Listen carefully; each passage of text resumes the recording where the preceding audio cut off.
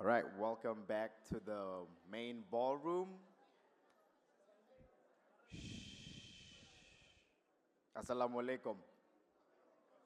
Bonjour. Konnichiwa. Hola. Dobra utra. I got you on that one. Once more, we want to send a special shout out to all of the sponsors and the partners that made it possible for us to have these awesome 4 days. Please give them a round of applause. And you have free reign and full authority to post whatever you want on social media, all your insights, feedbacks, highlights, please do that. If you need assistance navigating your social media, find somebody who's in my age bracket and we will promptly assist you. Another thing, this is a very important one. If you are flying out today and you stay at the Cullinan, the checkout time is 11 this morning. If you are staying at the Westin or at the AC Waterfront, checkout time is at noon. That's if you fly out of Cape Town is today.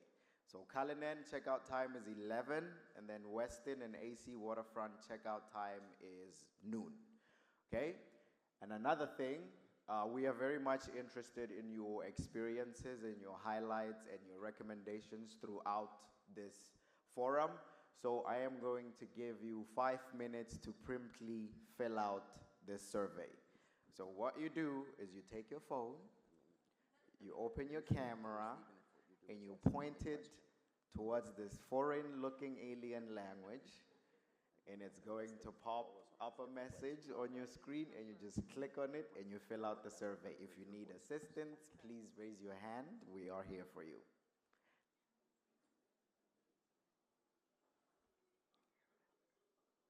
Samu, go and please assist Mr. Swain on the last side of your row. Yeah, that's Mr. Swain right there.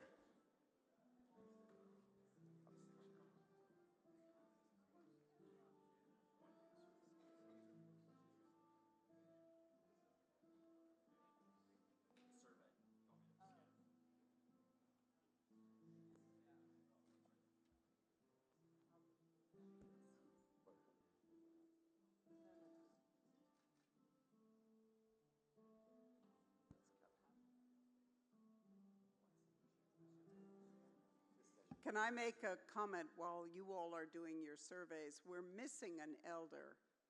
And so I am going to nominate, we're looking for Musimbi. She was here, but she's sort of vanished. I don't know if I want volunteers, but I think I'm going to volunteer Sister Ngozi, if she would be willing to come to the front and take the seat.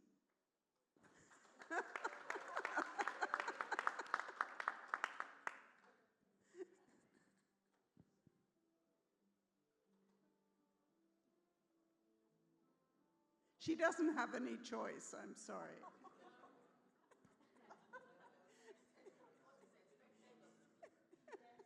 Wisdom and guidance.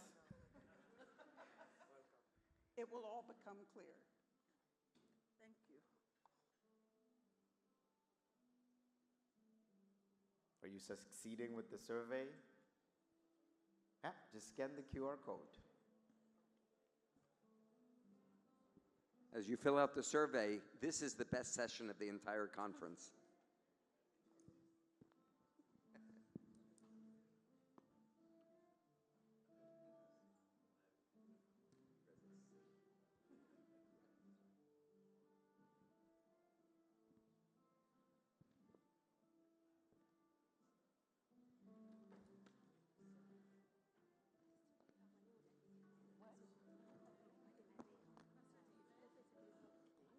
No, it's supposed to be Motseka. Can somebody find Professor Motseka? Is he coming? Can you find Professor Motseka? It's like always, you're chasing. M&M is supposed to be there. No, we changed it, David. It's there, yeah. He was the one who I think is supposed to be. Anyway, can you find a distinguished elder. Yeah.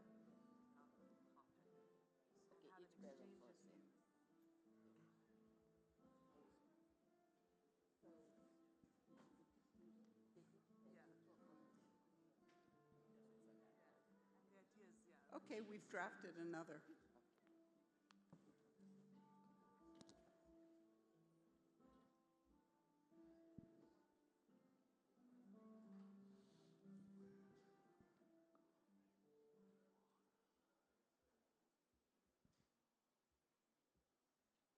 All right, please take the time to complete your survey throughout the rest of today. And remember, we have your flight booking details, so if it somehow happens that we don't get your survey, you never know. I'm joking. Now, ladies and gentlemen, we are about to put Ubuntu in action and demonstrate intergenerational collaboration. So for the first time in a very long time, we're gonna have an elders and youth inner dialogue. And as you can see, there's women, there's men, there's elders, and there's youth. So it's a pretty much balanced out panel. Over to you. Thank you. This is going to be co-moderated by Sara Rahim, who's with ACWE and many other hats. And what we're going to do is to speak very little, but give 10 minutes precisely, because they're airplanes, which don't wait for anybody. And we need to finish the session exactly on time. So we are going to start, and each of these pairs will have precisely 10 minutes. And Sara and I will give them at least a leading question. Each of us will pose them. So let's start right away. So we have Rabbi Marker and Louisa Banchoff, both of them from the United States, so they face the challenges of the United States. And their topic is, what is the meaning of leadership? And how do you see leadership the same and differently? Sara, do you want to? Yes. Good morning, everyone. My name is Sara Rahim. I'm on the programming team of ACWE, the global youth organization that's been embedded into this program. So excited to bring this question into an intergenerational frame. So big picture, we can see for the past decade or more, interfaith leadership has really been shifting from traditional structures to more inclusive models that include women and youth and even the non-religious. So my question to the pair is really, how has interfaith leadership evolved from your perspective, and what are lessons learned? So over and 10 minutes precisely. Okay, so we are going to begin by speaking about leadership. My name is Louisa Banchoff, and I work at the World Faiths Development Dialogue with Katherine Marshall. And I'll just briefly speak and then share the mic with Rabbi here. So in my work for Katherine, I do a lot of profiling of the religious landscape in the development sector. What are faith-based organizations and communities doing to address X, Y, Z, education, gender, women's issues, hunger, and et cetera. And so a lot of that profiling involves trying to figure out who is the leader, who is on the ground, who's doing the work. And of course, it does beg the question, who gets to be a leader? Who is elevated and seen as a leader? Where does that come from? You know, is that leadership earned? Is it given? And I'll just begin the conversation by saying that overwhelmingly, leaders continue to be male, continue to be older. So I think the role of women in leadership and youth is so vital that we continue to think about how are our very models of understanding leadership biased towards certain groups. I will embarrass the Catholic sisters in the room because I have done work on Catholic sisters, and even the word leader in Catholic spaces, if you say we want to bring Catholic leaders to the table, it carries an assumption with it. Well, who are the leaders in the Catholic community, right? If you're coming from the outside and you want to elevate Catholic voices, often you'll think, okay, let's talk to the bishops because they carry a certain authority. Let's talk to priests. So even using the word leader, perhaps the right word is representative, someone who is not just a given authority in their religious community, but is doing work on the ground that might be excluded if we use certain terminology. I'll just begin with that. And I know, Rabbi Marker, you have some thoughts on that as well. Thank you very much. One of the surprising coincidences of being on an intergenerational panel is that, in fact, before today, we didn't know that I actually had worked with Louisa's grandfather during the years that I taught and was a chaplain at Brown University. So, in fact, we're manifesting intergenerational connection right here. And I think that says something. So just a couple bullet points to push us along. As Louisa made reference, there is in the literature a distinction between ascribed status and earned status. Ascribed status we understand. In the religious world, we understand ascribed status. Somebody is ordained. Somebody is a bishop. Somebody is a guru. Somebody has some sort of role that is recognized by others precisely because of its title and because of the role that it plays within the religious institution. Earned status is not necessarily identified with a formal role, but rather because of the way somebody is respected, because of the work that they do, because others on the ground see that they are people who represent them or speak for them or do things on their behalf. And it's important when we talk about leadership to recognize that both are important. The only other thing I want to say, and then turn it back to Louisa, is number one, in religious leadership, the transfer of power is more complicated than in some other sectors, precisely because ascribed status is so central to so many of the religious traditions. And so the hierarchy of decision-making very often favors the older, and younger people often have a more difficult time being respected or given those positions that you talked about. The other thing I would like to say, if we have time to talk about it, and I hope we do, is the issue of courageous leadership.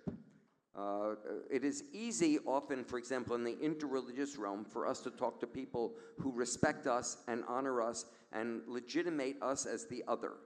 The more complicated kind of leadership that calls for courage is when we speak together where we don't necessarily agree, where there's deep-seated disagreements between us. How do we speak to each other? How do we speak with each other in front of populations?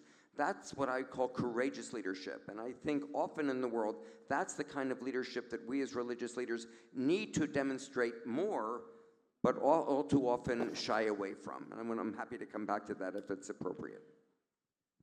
Thank you. Speaking of courageous leadership, something that has very much struck me over the course of the past 3 days, from day one, is the willingness and the sense of duty many leaders here have felt to acknowledge failures, inadequacy in addressing, the issues of our times, the failures of religious communities, how they have maybe contributed to, for example, abuse of vulnerable people in their spaces. I think another thing that has come through is about the importance of giving up space for others to lead, that if we really are committed, not just in words, but in practice, to be courageous leaders, it also means getting out of the way sometimes to allow for younger people, for more marginalized, historically absent groups, women, to be leaders. And also I think there is a need to question what we think of as leadership values, because if we look at leaders in the world today, leadership, and I think most of us agree this is not a good thing, leadership is associated with domination and aggression. And also something that came up in the panel on women's roles in peace building yesterday is, again, the way we think of leadership in religious spaces often doesn't allow for voices of young people, of women, to come forward. One of the panel members said, in the context of Lebanon, trying to engage more women was difficult because there was a barrier in the language. The very word for religious leader was religious man. And so, again, just thinking about how might religious men need to play a role in saying this is not the only type of leadership, and maybe seed ground for other voices, for other people to gain the skills and access the spaces to let their voices be heard. Yep. Sure. An anecdote from early in my career that reinforces what you just heard. When I started out, is Izzy in the room? No, but you saw Izzy. You know, Izzy has long hair, and when I was his age, I looked like that. As you can see, there's been a lot of change since then. But at the time, I was a young leader, and I was, believe it or not, I was charismatic, and I had groupies, and people would follow me around everywhere. And then it was announced that I was leaving that position and going somewhere else, and it disappeared overnight, right? I had not created a community, I had created a cult of personality. And I was totally sobered by that. I realized that it was the wrong model of leadership. And so I realized that the best model of leadership is empowerment. Empowerment is not based on people following the person who has that ascribed role, but making sure that other people can exercise their own community development, the investment in what they care about. And the job as the leader is to facilitate the possibility of the community having the power on its own, whether it's a gender-based, whether it's ethnic-based, whether it's racial-based, whether it's economic-based. So one of the key lessons I learned about leadership is not so much how to be the charismatic leader, but how to be the empowering leader. I just want to end with one anecdote. Another term that I think is useful is the concept of servant leadership, right? Leading not for the success of yourself or even your organization, but really tapping into the needs of others in that group that you are leading. One example that's in one of the booklets you received about case studies, profiles of projects addressing hunger, was an example from the Eastern Cape. It was about a Methodist minister from a town called Goboti. I hope I'm pronouncing that correctly. Members of his community had pooled resources for him to go study in the UK and get his bachelor's and master's in theology. Then they had raised money for him to get a PhD. But he realized that what that money could really do in his community was far more important than his own studies. So he said, let's use that money to found a community organization that helps invest in local communal agriculture. To me, that is servant leadership, and we need more of that. Thank you both so much for modeling exactly what we're looking for. Sara. Thank you. So appreciate the conversation around courageous leadership and passing the mic. And I just want to say I believe this panel is an amazing example of that. So we're excited to transition to our second topic, social media and artificial intelligence. So I'm excited to introduce Professor Rosalind Hackett and one of our Ackway Fellows, Yassine Matrouni Launia. So just to set some context, and then I'll pass it to Katherine and our panelists. What we can see right now is that 72% of teens globally interact with artificial intelligence tools, in Africa specifically. And what we can see is that mobile use exceeds 90% in many countries, making social media a primary engagement platform, often for interfaith or peace building. So my question is targeted for Yassine, but the pair more broadly, who's addressing the digital divide in Morocco specifically, and working at the intersection of language, tech, and access. More broadly, when you think of the age of technology, do you see AI and social media as a bridge or a barrier as it relates to interfaith understanding and just the future of interfaith? And any additional context from Katherine before we pass on? I'll add very quickly to that. How do you see it as a barrier across generations? The fact that the digital generation lives online, whereas the older generation sometimes has trouble with QR codes, as we've been hearing here. But how do you think about that and how do we bridge it? Over to you. 10 minutes precisely. Okay, thank you, Katherine. Good morning, everyone. I'm an elder who is definitely a convert to social media as an educator, as a professor, partly because I was still teaching during COVID and had to make the shift to online teaching, which I embraced, and now we sort of can't do without. So I did get very irritated by students trying to hide phones in classrooms and everything, and not, giving what I was saying, what we're doing, my full attention. So that is an area, though, that continues to bug me.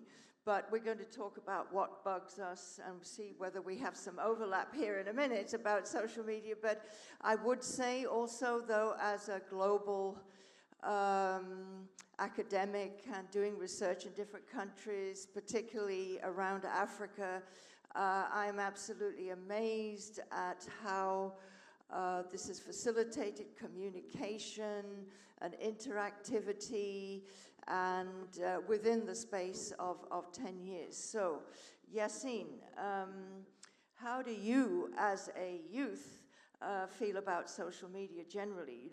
How are you using, how are you working on social media? Thank you, Professor. Good morning, everyone. Thank you for that question.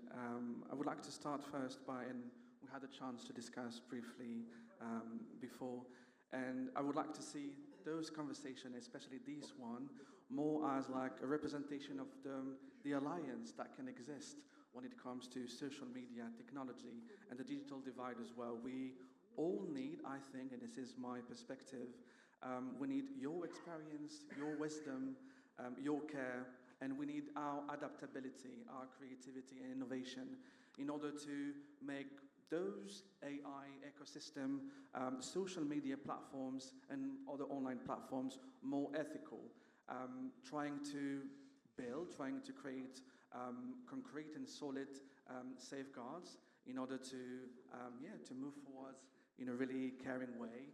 And to your question, how do I feel about social media and how do I use them, right, on a daily basis? I'm from Morocco and France, and I have seen and I observed with my fellows Moroccan from my generation that social media was a powerful tool to express the anger, the disappointment, especially in Morocco or in France as well. We had gone through difficult periods, and we wanted to be part of history as well. But we had this frustration regarding how we could possibly make our voices heard in a space that was preventing us to even access. So social media was like a good platform with different campaigns that we co-organized with our elders in both Morocco and France during different campaigns and different presidency, different social and social issues that we had to deal with. So first, I would say the blessing is clear. It is like an online platform that we cannot deny and that we need to use more with the care and the guidance of our elders in terms of wisdom. What about you, if I may ask, Professor? Yeah, I feel that sometimes it's an addiction, right?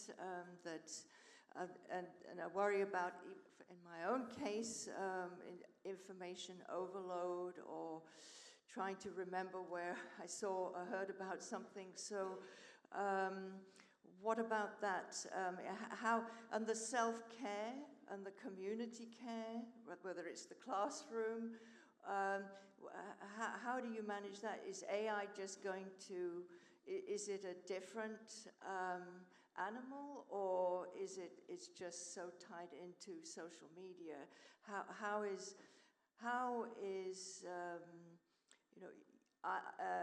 that aspect going to improve or affect our lives so that we're becoming actually we think we're becoming more connected, but we're actually more disconnected, right? So it's like the ethics of it. Tell me how you approach the ethics of your trade. That's a very good point, and I recall, like, during all this conversation we had during this amazing forum, sometimes you can feel a bit frustrated when you get connected to someone, or you think that you get connected to someone, and you're starting to having a conversation.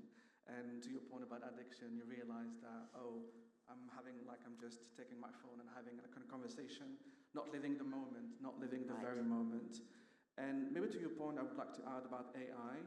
We oftentimes regard and see AI as like a monster. We had like some amazing panel about AI. We don't know how to approach it.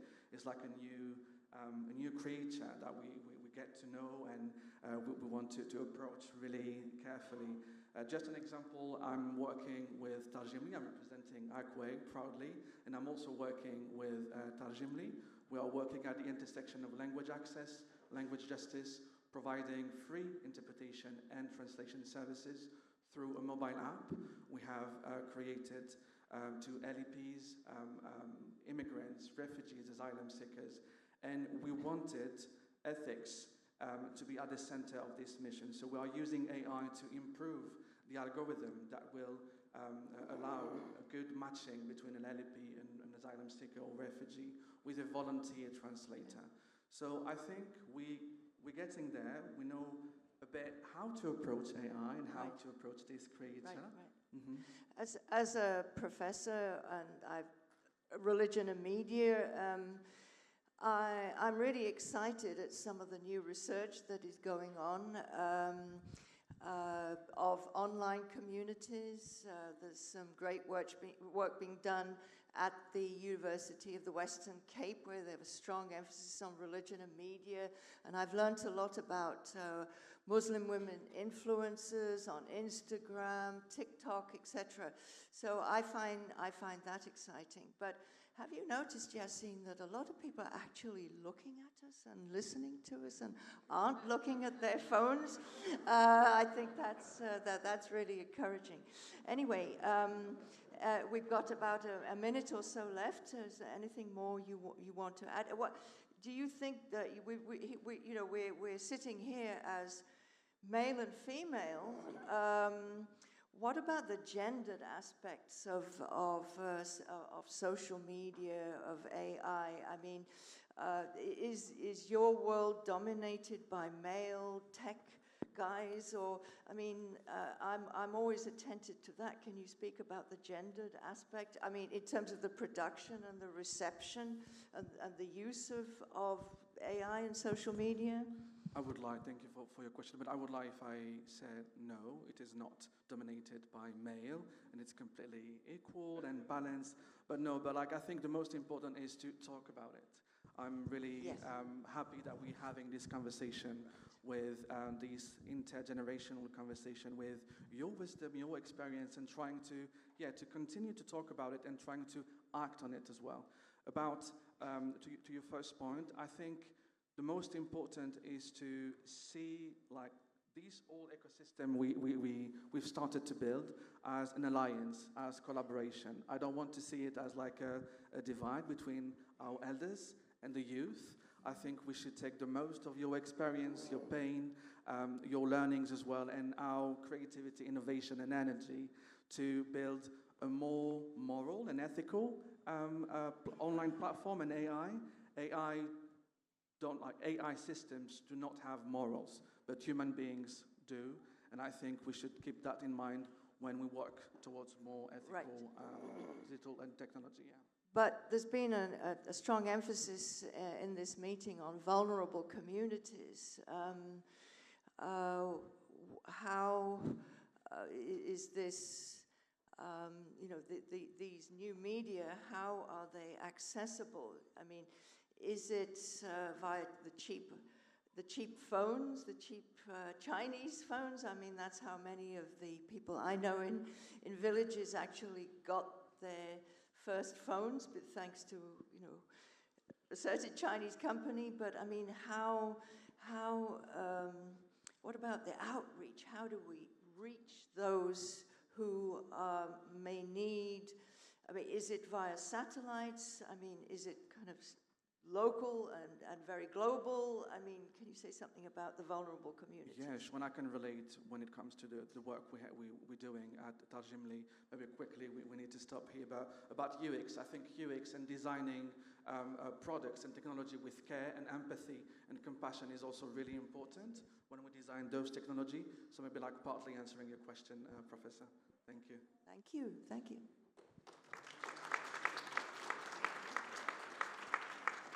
Well, warm thanks and congratulations to both of you. The next topic that we're focusing on is one of the many elephants in our room, which is the challenges of climate change and the ways that they affect different generations. There has been just a little bit of sort of movement in who's sitting at the table, and I was actually admonished this morning that I should not listen to rumors. But I'll let you introduce yourself. And I also introduce Grace Chilongo.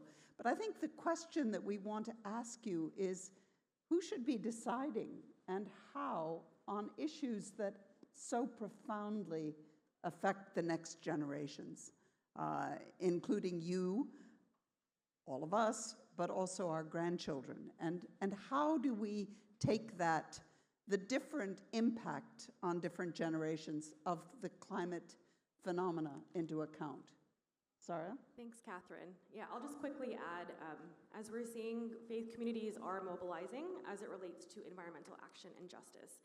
And to contextualize it a little bit, Africa contributes less than 4% of global emissions, yet they face severe impacts, such as drought in the Horn, floods in West Africa, and rising food insecurity across the continent. So I'm excited to kind of pose my question first to Grace, and then to open it up to the pair. Grace, who is an environmental scientist and youth leader from Malawi, if you could just share a bit more about your work in environmental justice, environmental action, and just specifically the role of young people, as Katherine has mentioned, in really paving the way here. So we'll pass over the mics. Wow, interesting. The issues of environment.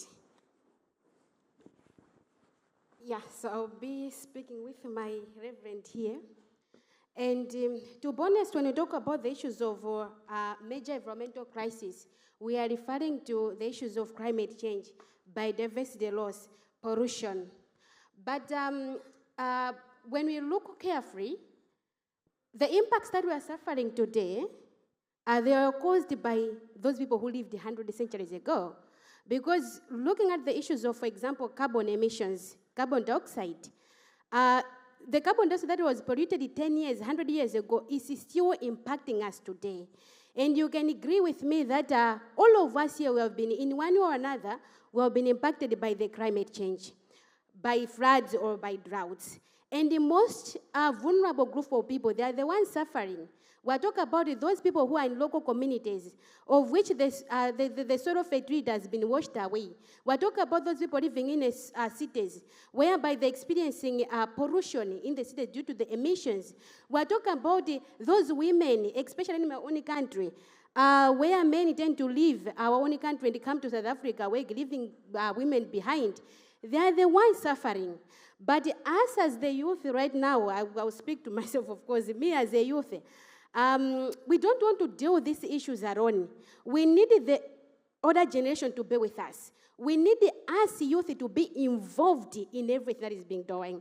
When you talk about even the implementation on the ground, we are on the forefront to implement. We need the older generation to help us in terms of finances so that we can implement our grassroots action on the ground. What do you think about this, sir? Yeah. Sitting next to you is quite intimidating.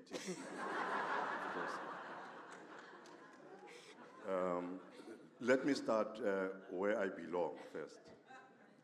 I belong in a generation that used to conceptualize and making things to happen. I will go back to around 1987 when the General Secretary of the United Nations, Perez de Cuellar, made a statement that people in all regions of the world are joined in a common desire for a peaceful and secured existence. And in order for that to happen, there's a time in my life when I was the mayor of the city of Mfuleni, and I wanted to criminalize the act of littering.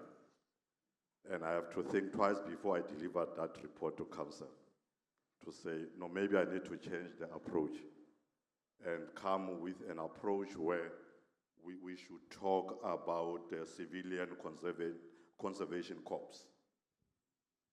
So you can't say the elders should come with a solution. In this country, we give young people around 250. It's going up every financial year. And I keep asking myself, why do we give them money when they can't do any work? So as a South African, I would really want to say to my president in the SACC, we really have to push maybe the next conference to say, and Reverend Moss, this money that we give to young people who are unemployed, they should work for it. They should go and clean the parks. They should go and clean the streets. We should bring the project of Litsima that was introduced by President Mbeki to say society should work and keep the environment clean.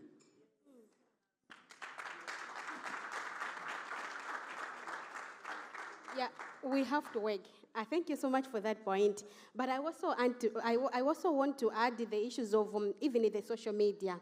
In addition for us to work, we also wanted even the inclusion of our climate solutions must also be combining with the modern technologies together with the indigenous knowledge. We want the combination of these two to come together. Absolutely. In my life, because I think I'm older than you, Mm-hmm. I was once attempted to jump into a sea, the Black Sea. I was visiting the Scandinavian countries, and I wanted to swim, and they told me, please don't do that. The sea is dirty. And I went to Germany. I wanted to swim, and they told me, you can't swim in this river. It is polluted. So technology itself is problematic if it's not properly managed. So we will need actually that government should put strict regulation in terms of technology. It's good and it's bad at the same time. So when you look at the rivers today, our planets actually are polluted because of dumping. Where I'm coming from, I've got the Val River. I struggle to clean that river as the mayor. I struggled because companies actually are littering that river. But at the end, they say the municipality is failing to clean that river. And how can I clean the river? That is actually saving about 15 municipalities. Companies downstream, they are pouring whatever they get, they produce from the industry. And then because there are no stringent rules to say you cannot dump what you are producing into the rivers. So our education system, it is not good enough to teach young people even today that littering is a sin. So we really want to inculcate in our curriculum the whole concept of littering and environment justice. What are you saying about it? That's totally true. That's actually totally true. You can do it alone. You cannot manage. But then, I would also bring in the concept of Ubuntu in action. That's why we need both you as the elders, everyone on the board, including even the younger generation to help you. Because we as a youth, we are so energetic. Yeah. We are so energetic and we can bring a lot to the table, but we cannot do this alone. We also need you on the table. Of course, we need opinion makers to be involved, and like yourself. Mm-hmm. In this country, we help young people to have bread on the table, but it's for free. That's a problem. So therefore, that's why I was asking about civilians who can come and be assigned instead of be given grants for free, but they are given this money and working for it. Mm-hmm. Lastly is the issue of moral communities. Mm-hmm. a clean environment shapes the morality of society. When you look around in our townships, people destroy whatever they have. The little they have, they destroy it. They burn facilities and so on. So we need to inculcate in the mind of our young children from home.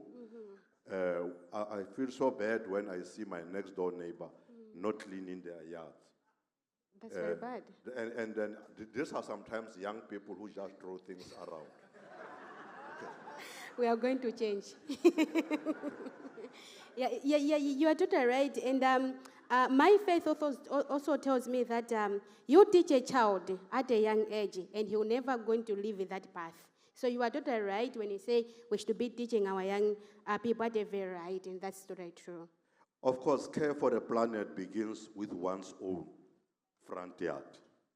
So we cannot talk of something big there. Let's start in our yards. Exactly. Exactly. I totally agree with you on that. Thank you so much.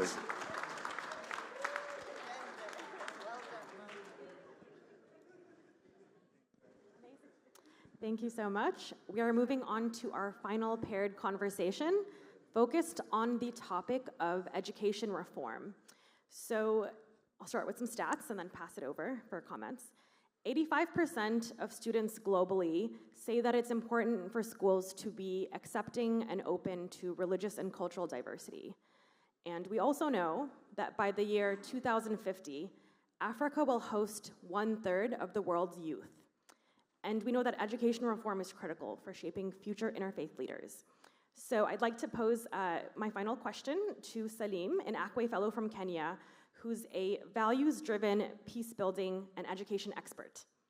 So Salim, as you think about the future of Africa's educational system, this is a big question, how can we prepare to really engage young people, and what skill building is needed to equip them to just address the global changing modern world? And I will put a question to both of you, Sister Ngozi and Salim. We heard impassioned discussions here about the problem of conveying values and restoring an ethos and ethics within the society. How can education do that better? And are there different perspectives when you look at different generations? Thank you so much for that question. Sister Francisca, do you want to start, or you want the young generation to start? I think I would like the young generation to start because, first of all, I walked into this hall. I was just trying to sit down, and I was called up. And I was made to sit down beside you, a youth, which means, Katherine, thank you for acknowledging me as an elder, which I'm very grateful for that. Makes me feel happy. So you can start. Great. I think that is one of the ways in which we want to start instilling those kind of values. And my work in Kenya as a peace-building expert and educator is working daily with children, schools, and religious leaders and parents. Because when we talk about values in the education, and in education, we cannot talk about it without talking about safety. So values can't exist in an unsafe environment. And so it's very important to be able to create inclusive and safe classroom environment, and not just for children, but also for those who work with children, and not just for elementary and secondary, but across the board. And so one of the things that we are doing as an organization, because I run an organization that is a peace-building organization, is peace education in primary schools and secondary schools.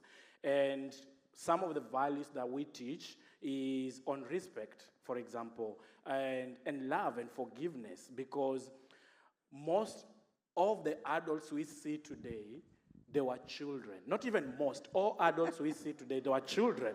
Yes, they were children. And most of the people that we see even causing violence in their communities, let's imagine this way, if they were trained on respect and some values, they will respect, they will understand that, violence is wrong. And those are some of the things that we need. And also, we should not just teach values as slogans.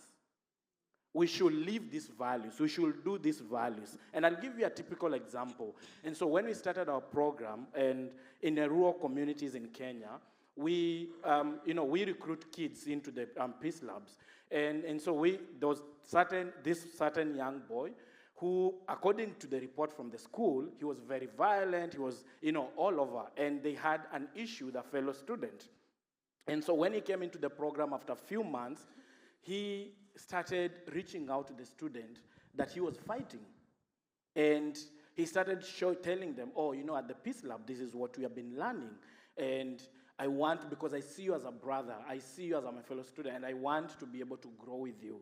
I'm not sure if that's how you were taught as you are growing up, and I would like to know, or you carried your father's, or your parents' hatred, and you started hating other children because your parents hate each other or something. Yeah.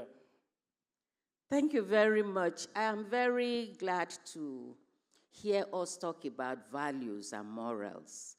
We live in a generation that even parents don't see the need to teach the children values. And when we talk of education, it has to start from the home. Parents, mothers, fathers are the first teachers of the child before that child steps out into the society. But what we see today is that most parents are even afraid to teach their children the right values and morals because they say, no, that's not what is happening in our society. Think of the generation they belong to. What generation are we talking about? When we talk about education, I want us to go back. I always like to talk about Africa and Nigeria, my home, because that's where I grew up. The other education I got from the Western world and things are secondary for me. The main values I got were from my parents, from home. And I remember growing up when after dinner, our parents will call us and tell us those stories, tales by moonlight, and those were very educational. They helped the children to grow. But now what we see is that the internet, the phone, takes time. Most of the time, parents don't even sit down to have good conversation with their children. So I'm glad to hear that you are teaching this in your organization. So if we go out and make it a point of duty that this is what we want to do, don't forget that education now, there are many people who live in the communities, rural communities, who is the MC. I told him today, I said, well, you have done all this, your stuff, but remember that there are some of us who don't belong to your generation, so you have to teach us. And that's where the challenge is, that many of our mothers, many of our fathers, even children, if you go to the communities, the grassroots communities, you find out that these children don't understand what we are doing. Gone are the days when children go to school and they come back with homework and they sit with their parents and they have to do writing, they have to read, they have to understand. Now everything is on the phone. So what time do we as parents and children sit down to interact and learn the lessons of the past that will help us for the future? Yeah. And I think Katherine saw the wisdom, that you have, because we struggle with that a lot in terms of the kind of parents that we work with, for example. And because looking at where I come from, most of the education system, and it's in Africa, and you're talking about, we have it, we bring it home. It's about passing exams, and it's not about being a holistic human being. And that becomes quite a problem because you can imagine in Africa, every year, there are graduates who are going, there are students who are graduating every year.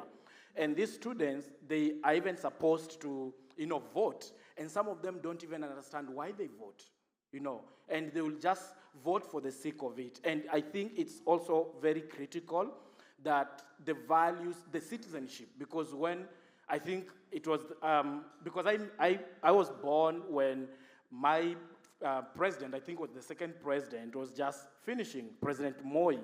And some of the values that I learned from at that time and is kind of loyalty pledge.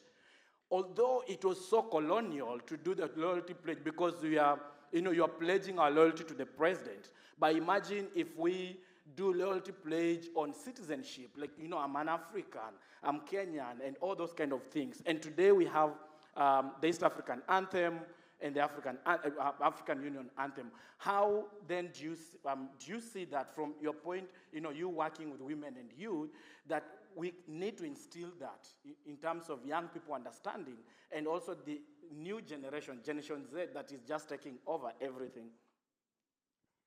Well, one of the things I would want to point out is that we are talking about the future, but we already have youth like you. I'm the current. Yes, yeah, in the current. Yes. So it's you who have to begin to pass on these values and this education we are talking about. Because if you don't do that and get it right, then it means that you don't have anything to build on. But we also, the old generation is not moving. Like, they are stuck. There are people I've known since I was born. They are still working in government. They are still in the education sector. They are still in all these spaces. They are not leaving that space for us. Well, if you say they are not leaving the space for you, I think there are government policies. But no, there are government policies. If you say people you know, I think the retirement age is 60 or 65, as the case may be. And if people begin to falsify age, then you blame them. That's where accountability comes in.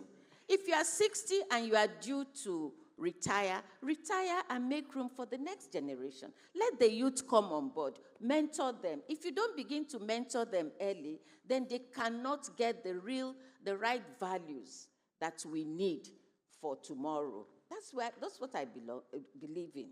If we don't mentor them early enough, then they don't. So please, if you know those who are due, who have stayed, and you think they are even 70, that does not only belong to those in government. What of our presidents?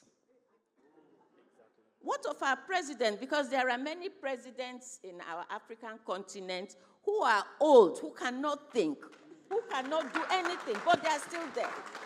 And people, let us look at it, because it is also the government. I don't want to, if you think of Cameroon, for example, it is France that is backing that man up, and he cannot do anything. So why will he be there? Can't we challenge these systems? So those are the issues that we need to look. It's education. Educate our people to know that this is the right way to go. Thank you. Thank you so much. And I'd like to close by, and thank you, sister. And I think you raised very important points. And I'd like to close by saying, even as we talk about values, and our young people in this room, there is importance of intergenerational dialogue and to understand what worked and what did not work. Because when we just say that we need our space or we need this without acknowledging some of the strengths from the old generation and trying to be able to read and redesign our spaces, it becomes very important. And also those in the education sector and government, we need to measure this kind of values. Like I said, it should not just be a slogan. We need to have an assessment rubric in terms of understanding what has changed since we started implementing this program. Now, 1 year down the line, what has changed in terms of the behavior of the students and the teachers and also the parents? They should not just leave their children at school. Like you said, they need to be part of this development so that we have an inclusive society where every child feels that they are safe, but also they are respected as who they are, not because they are the future leaders, but because they are respected of who they are as children, as youth, and young people. Thank you so much. Thank you. So I'd like to quickly wrap us up as we reflect on this intergenerational conversation on leadership, technology, environment, and education. And when I think of my takeaway or my wrap-up, I'd like to issue a call to action to all of you in the audience. I think it's a privilege to be here as a youth, and I'd like to also challenge the way that we use that word and think about that word, because I'd like to acknowledge that we are also leaders with expertise in the field. So I'd like for us to think about the role that we play in shaping the future agenda, and not just having space to offer our opinion, but really be an agenda setter from the beginning, and acknowledging folks on this space who have spent, a decade plus building coalitions, doing the grassroots work to be able to shape the conversation. So just a big thank you to those on the stage as well.